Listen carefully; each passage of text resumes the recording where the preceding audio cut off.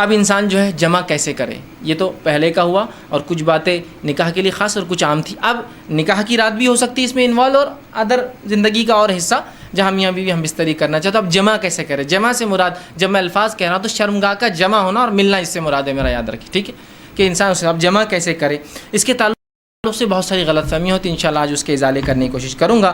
اب انسان اپنی بیوی سے کیسے جمع کر سکتا ہے؟ آئیے اللہ رب العزت کا جواب اپنی کتاب، اس کی کتاب میں جو اس نے دیا اس سے ہم شروع کرتے ہیں. اللہ رب العزت فرماتا اور کہتا ہے سورہ بقرہ سورہ نمبر 2 آیت نمبر 223، اور فرماتا ہے نساء حرث لکم فأتوا حرثکم ان شئتم، کہ اللہ فرماتا اور کہتا ہے تمہاری عورتیں تمہارے لیے کھیتیاں ہیں، اور تم جس طرح سے چاہو اپنی کھیتیوں میں آؤ.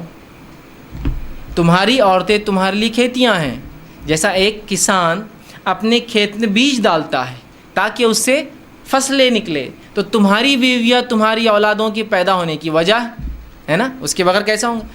تو تم جو ہے اللہ رب العزت فرما رہا ہے کہ تم جو ہے پھر جہاں سے چاہو وہاں سے اپنے بیویوں میں داخل ہو. ٹھیک، اب اس کے تعلق سے کیا واقعہ آتا ہے اس کے شان نزول میں رکھ دیتا ہوں، تو وہ پہلی بات بالکل انشاءاللہ جو آیت ہے وہ واضح ہو جائیں گے، کلیئر ہو جائیں گے. آئیے، جو ہے صحیح بخاری کی روایت ہے، جابر رضی اللہ عنہ فرماتے اور کہتے ہیں یہودی جو ہے یہ بات کہا کرتے تھے کہ آدمی اگر اپنی بیوی سے شرمگاہ میں اگلے حصے میں جہاں سے اولاد پیدا ہوتی ہے، ٹھیک ہے، وہاں اگر ہم بستری پیچھے سے کھڑے رہ کر کرے، پیچھے ہو کر کرے بیوی کے، سمجھ رہے ہیں بات کو، کہ اپنے بیوی سے صحیح جگہ مطلب شرمگاہ کا اگلا حصہ اس میں ہم بستری کرتا ہے جہاں سے اولاد پیدا ہوتی ہے، لیکن پیچھے سے کھڑے رہ کر کرتا ہے تو اس سے اولاد بھینگی پیدا ہوتی ہے، مطلب آنکھیں اس کی سکوئن جس کو کہتے ہیں، مطلب آنکھ ڈھلتی ہوئی یا دونوں آنکھ ڈھلتی ہوئی ہوتی ہے نا، بھانگا جس کو عام زبان میں کہتے ہیں، ٹھیک ہے، یہ بھینگا جس کو بولتے ہیں، تو ویسا پیدا ہوتا ہے.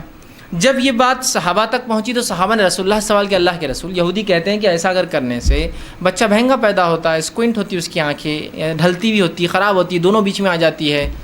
تو آپ صلی اللہ علیہ وسلم نے اس کے جواب میں اللہ رب العزت نے یہ آیت نازل کی. جب یہ آیت نازل ہوئی تو آپ نے فرمایا اور کہا آگے سے یا پیچھے سے مگر مقام پیدائش میں. آپ نے کیا کہا؟ آگے سے یا پیچھے سے لیکن مقام پیدائش میں. سمجھ رہا؟ مطلب جہاں سے اولاد پیدا ہوتی ہے وہیں انسان کر سکتا ہے، اس کے علاوہ کرنا حرام ہے. انشاءاللہ اس کی تفصیلات آگے رکھوں گا کیا حرام ہے اس معاملے میں، ٹھیک ہے. تو چاہے انسان آگے سے ہو پیچھے سے ہو لیکن مقام پیدائش میں. آئیے دوسری روایت، عبداللہ ابن عباس رضی اللہ عنہ فرماتے ہیں، یہ ابو داؤد کی روایت، آپ نے فرمایا تھوڑی طویل روایت ہے لیکن بہت ساری باتیں علم کی اس میں آ رہی ہے اس روایت کے اندر، بالخصوص اس مسئلے کے تعلق سے.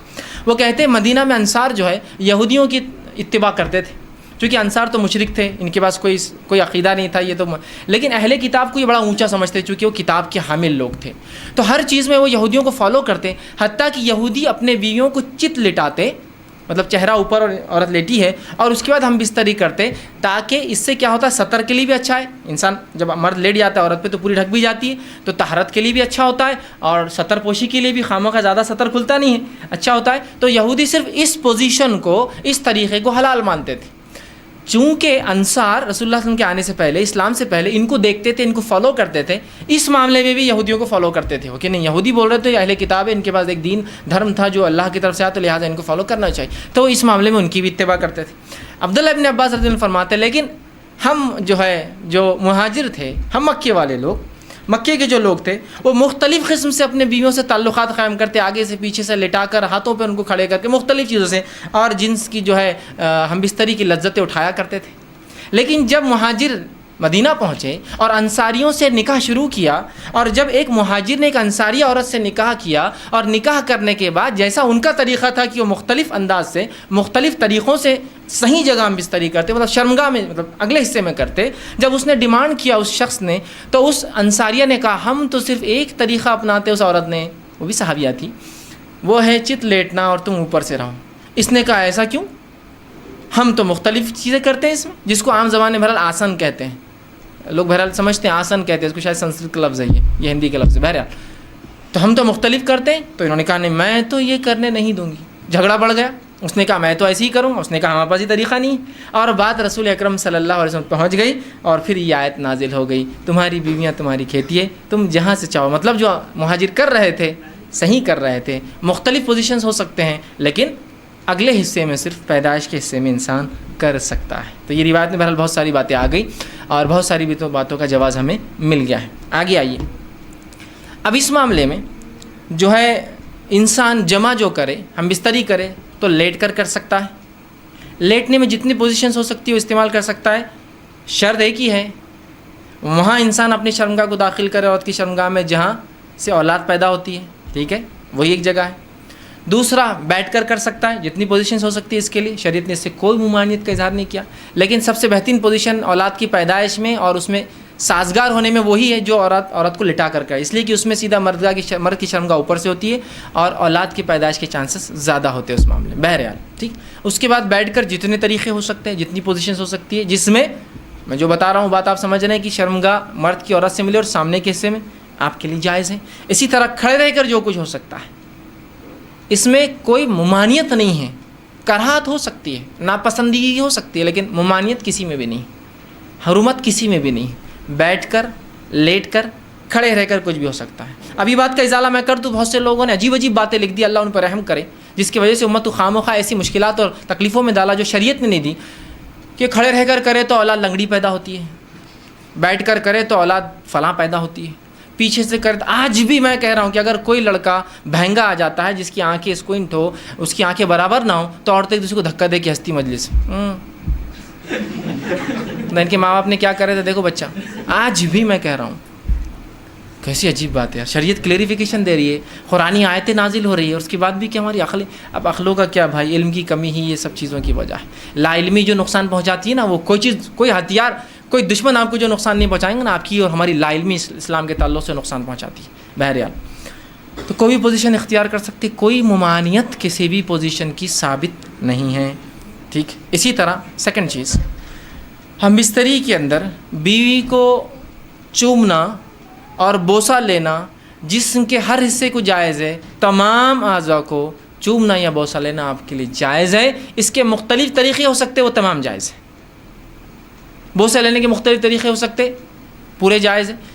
انسان جو ہے مختلف سر پہ لیتا ہے، پیشانی پہ لیتا ہے، گال پہ لیتا ہے اور ہونٹ پر لے سکتا ہے، تمام جائز ہے۔ اس کے علاوہ جسم پر لے سکتا ہے، یہ جائز ہے۔ تمام جسم پہ بوسہ لینا اور چومنا جائز ہے، انکلوڈنگ ایوری تھنگ میں کہہ رہا ہوں اب، ٹھیک۔ اس کے بعد دوسری جو غلط فہمی ہوتی ہے، لوگ سوال کرتے ہیں، وہ یہ ہے کیا میاں بیوی ایک دوسرے کے جسم کو تمام حصوں کو ہاتھ لگا سکتے ہیں؟ تو ہاں، میاں اور بیوی اپنے جسم کے تمام حصوں کو ہاتھ لگا سکتے ہیں، انکلوڈنگ ملا کر اپنی شرمگاہ کا اگلا اور پچھلا حصہ ہاتھ لگانے میں اجازت ہے۔ اسی طرح میاں اور بیوی اپنے جسم کے تمام حصوں کو دیکھ سکتے ہیں، انکلوڈنگ اگلا اور پچھلا حصہ شرمگاہ کا۔ کوئی نہ دیکھنا چاہے اس کا اپنا مسئلہ ہے، اس کی اپنی طہارت میں اس کا اعلیٰ مقام ہے، لیکن اسی کوئی حرمت اور کراہت ثابت نہیں ہے، یاد رکھیے۔ اس لیے کہ آپ سے سوال ہو اللہ کے رسول، ہم نے بیویوں کا کیا دیکھے اور کیا نہ دیکھے؟ تو کہا تم اپنے بیویوں کا سب کچھ دیکھ، اپنے بیویوں کا جو چاہو سب کچھ تم دیکھ سکتے ہو۔ تو حدیث نے کھلی آپ کو اجازت دے رکھی ہے، چھونے کے معاملے میں تمام اعضاء اور دیکھنے کے معاملے میں تمام اعضاء۔ یہ بات اس لیے کہہ رہا ہوں کہ بہت سے لوگوں نے پتہ نہیں ایسی باتیں کہہ دی، اللہ رحم کرے، کہاں سے لائے مجھے نہیں پتا، کہ اگر بیوی کی شرمگاہ دیکھی تو اولاد بگڑی ہوئی پیدا ہوتی ہے۔ ارے اللہ، تو کیسے ریسٹرکشنز ہم دے رہے ہیں جو ریسٹرکشن شریعت کے نہیں ہیں؟ کیسے، مطلب سوچیے نا آپ، کیسی عقل کام نہیں کرتی کہ ایسے کیسے ریسٹرکشن ہو سکتے ہیں، ٹھیک۔ تو لہٰذا اس بات کے تعلق سے لوگ بہت سوال کرتے ہیں، میں نے اس کا کلیریفیکیشن پورا بہرحال سوال کے تعلق سے دے دیا۔ دونوں ہی چیزیں، دونوں ہی چیزیں یاد رکھیں، چھونے کے معاملے میں اور دیکھنے کے معاملے میں میاں اور بیوی کمپلیٹ رائٹ ہے، کمپلیٹ حق ہے، وہ جو چاہے اس معاملے میں کر سکتے ہیں، یاد رکھیں، ٹھیک۔ اب آئیے اس معاملے میں ہم بستری میں منائی کس چیز سے ہے وہ بھی دیکھ لیں، اور افضل کب اور کہاں اور کیسے ہے، ٹھیک، وہ بھی ایک دیکھ لیتے ہیں۔ آئیے آگے بڑھیے۔ تو اس معاملے ہم بستری میں دبر، پیچھے سے، مطلب شرمگاہ کے پچھلے حصے میں عورت کے داخل ہونا حرام ہے، جس کو عام زبان میں کہیں گے پیخانے کی جگہ، ٹھیک۔ عورتوں کے جو شرمگاہ ہوتی ہے وہ مردوں کے مقابلے میں مختلف ہوتی ہے اس معاملے میں کہ مرد کی شرمگاہ کا ایک ہی حصے سے پیشاب بھی نکلتا ہے اور منی بھی نکلتا ہے، لیکن عورتیں مختلف، تو عورتوں کے پیشاب کی جگہ الگ ہوتی ہے اور شرمگاہ الگ، جہاں اولاد پیدا ہوتی ہے وہ جگہ الگ ہوتی ہے، اور پیخانے کی جگہ الگ ہوتی ہے۔ تو مردوں میں 2 ہی حصے ہیں جہاں سے نکلتا، عورتوں میں 3 ہوتے ہیں، یاد رکھیے۔ تو یاد رکھیے مرد کے لیے عورت کی جو ہے شرمگاہ کے علاوہ کوئی بھی عمل کرنا درست نہیں، اور بالخصوص دبر کی تو حرمت شریعت نے اتنی سخت ثابت کی۔ مسند احمد کی روایت ہے، جو ہے ام سلمہ رضی اللہ عنہ فرماتی ہیں، جب مہاجرین انصار کے پاس مدینہ آئے تو ان کی عورتوں سے جو ہے شادیاں رچائی، مہاجر عورتوں کو زمین پر لٹا کر یا ان کے ہاتھ کو زمین پر رکھ کر گھٹنوں کے بل ان کو کر جمع کرتے تھے، فائدہ اٹھاتے تھے۔ مہاجرین میں سے ایک آدمی نے انصار کی ایک عورت سے نکاح کر لیا اور ارادہ کیا کہ ویسے ہی کام کرے جیسا وہ ان کے پاس چلن تھا کرے، تو اس نے انکار کر دیا اور کہا جب تک رسول اکرم صلی اللہ علیہ وسلم پوچھ کر نہیں آؤں گی عمل نہیں کرنے دوں گی۔ اس نے کہا ٹھیک ہے جا پوچھ کر آ جا۔ وہ عورت صبح ہونے کے بعد رسول اکرم صلی اللہ علیہ وسلم کے پاس پہنچی، جب خدمت میں پہنچی تو بڑی شرمائی، کیسے پوچھوں کیسے پوچھوں۔ تو ام سلمہ رضی اللہ عنہا جو آپ کی بیوی تھی ان سے کہا کہ ذرا آپ رسول اللہ سے پوچھ دیجئے نا کہ یہ عمل کیا جائز ہے۔ تو آپ صلی اللہ علیہ وسلم نے یہ آیت پڑھی جو آیت نازل ہوئی تھی سورہ بقرہ کی، میں نے پہلے لکھ دی، نساؤکم حرث لکم فاتوا حرثکم انا شئتم، تمہاری بیویاں تمہاری کھیتی ہے، جہاں سے چاہو داخل ہو جاؤ۔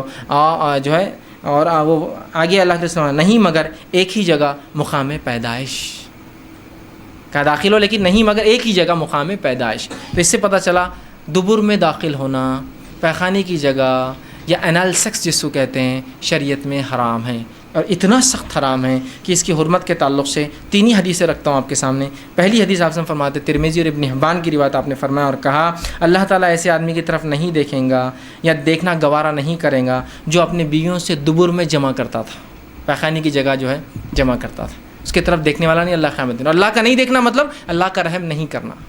دوسری روایت ابو داؤد کی روایت، آپ سے فرماتے وہ آدمی ملعون ہے، اللہ کے نزدیک لعنتی ہے، فرشتوں کے نزدیک لعنتی ہے، انسانوں کے نزدیک لعنتی ہے، جو فرماتے ہیں جو محاش یعنی دبر میں عورت کے داخل ہو۔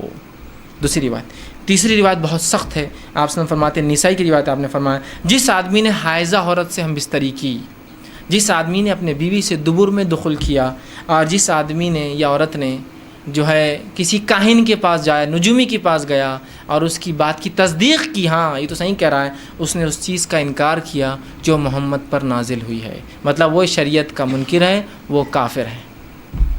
اب لا علمی میں سمجھتا ہوں کتنے لوگ یہ گناہ کر چکے ہیں اپنی زندگی میں، لوگوں کو لگتا ہے یہ تو کوئی بات ہی نہیں، روٹین آف لائف ہے، ٹھیک۔ لا علمی کتنی خطرناک ہو سکتی ہے، سمجھ رہے ہیں آپ، کہ اس نے اس چیز کا انکار کیا جو محمد پر نازل ہوئی، وہ منکر شریعت ہے، وہ اسلام کا منکر آدمی ہے جو دبر میں داخل ہوتا ہے۔ ہم کو معمولی لگتا ہے، شریعت کے نزدیک بہت سنگین جرم ہے، تو علم بہت ضروری ہے ہر معاملے میں، بہرحال ٹھیک ہے۔ تو یہ تینوں روایت بہرحال اس چیز کی وضاحت کر رہی تھی کہ تحریم دبر ہے۔ اب آئیے کچھ بات